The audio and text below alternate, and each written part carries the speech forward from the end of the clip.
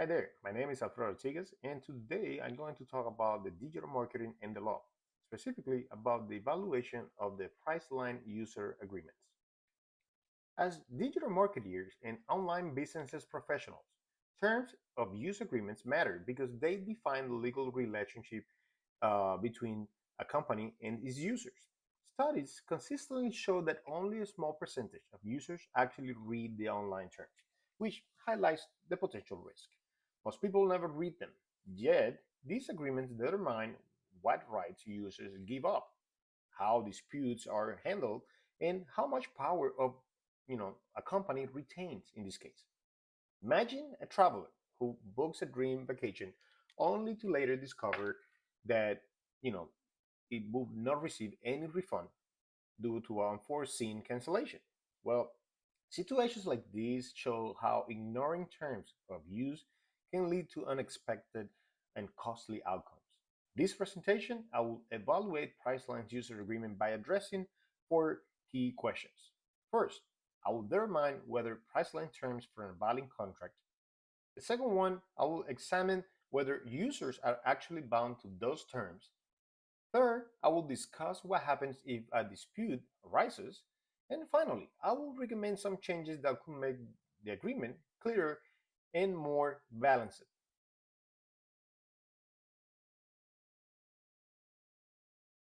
So, online terms of use can be legally valid contracts, but only if they meet basic contract requirements. These include providing, reasonable notice to users, clear acceptance, and consideration. Courts have emphasized that users must be given a fair opportunity to understand that they are entering into a binding agreement. Price lines, in this case, the user agreement is an example of a browse wrap agreement. This means that users are expected to accept the term simply by using the website, even if they never click on the agree button. The term link is located at the bottom of the homepage rather than being presented during an account creation or checkout. Courts have been inconsistent in enforcing browse wrap agreements. A notable example is Specht versus Netscape, where the court held that mere use of website does not constitute acceptance in the terms that are not evident. Well, when users are not clearly informed that continued use constitute agreement, courts may find that no valid contract was formed. Although Priceline has defended these terms in prior disputes, reliance on passive acceptance still creates legal risk. Visibility and user awareness are critical factors in determining enforceability.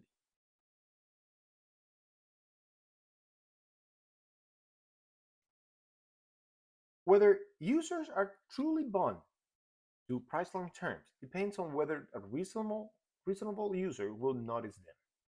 Unlike click wrap agreements, which require users to actively click I agree, Priceline relies on passive acceptance.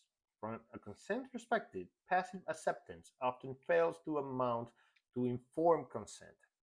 Behavioral research shows that users tend to follow default settings and overlook fine prints unless their attention is directed toward.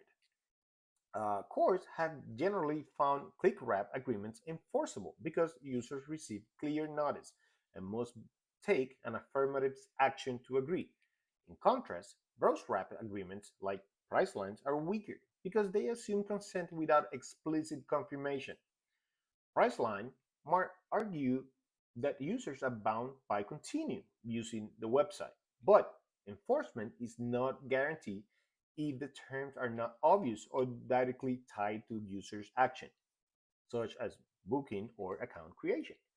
From a risk management standpoint, this is an avoidable weakness.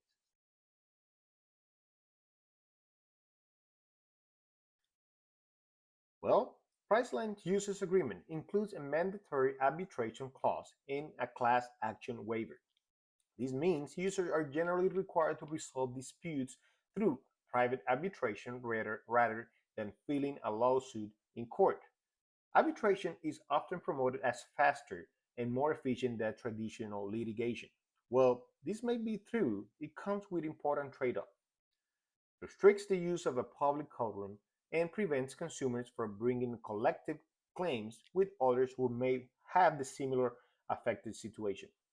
Under the Federal Arbitration Act, arbitration agreements are typically enforceable unless a standard contract defenses applies. Now, courts, including the Supreme Court in AT&T versus Conception, for example, have upheld class action waivers in arbitration agreements. As a result, these provisions often favors companies by reducing transparency and limiting accountability. In practice, arbitration clauses make it significantly harder for individual consumers to challenge large corporations like Priceline.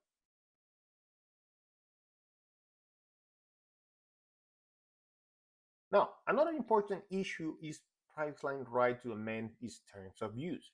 Like many online platforms, Priceline reserves the ability to change its terms unilaterally, often without requiring users to reaccept them. Courts have questioned the enforceability of amended terms when users are not given reasonable notice. If changes are made silently and users are assumed to agree simply by continuing using the website, these amendments might be considered unfair or illusory.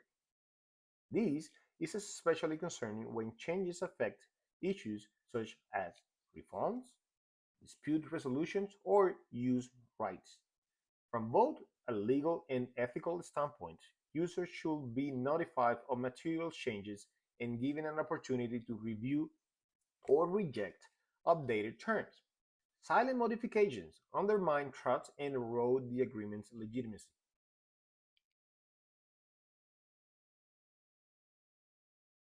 Now, if I were advising Priceline, I would recommend several changes to improve clarity, enforceability, and user trust.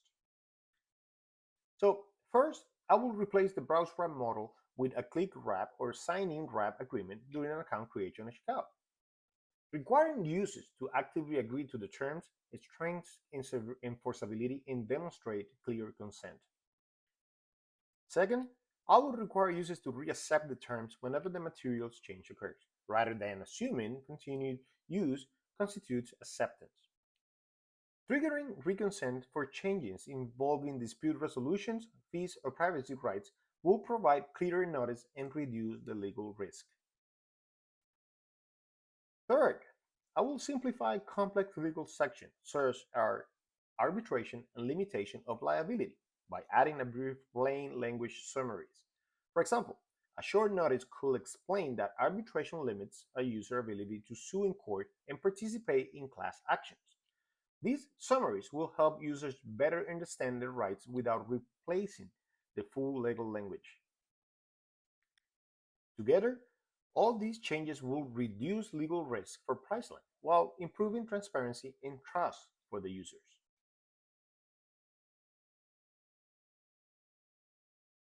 So, in conclusion, Priceline's user agreement illustrates how online companies structure legal protections in the digital marketplace. While the agreement may be enforceable in many situations, its reliance on browse wrap acceptance is unilateral and amendments create legal gray areas. As digital professionals, understanding these agreements help us design systems that balance businesses' protection with consumer fairness. Stronger notice, clear consent, and more transparent dispute mechanism benefit both companies and users at the same time. Ultimately, finally, this raises a broader question. How can online contracts can be redesigned to protect businesses while also earning user trust? Well, rethinking how digital agreements are presented offers an opportunity to create a fair and more transparent online environment. Thank you guys for watching.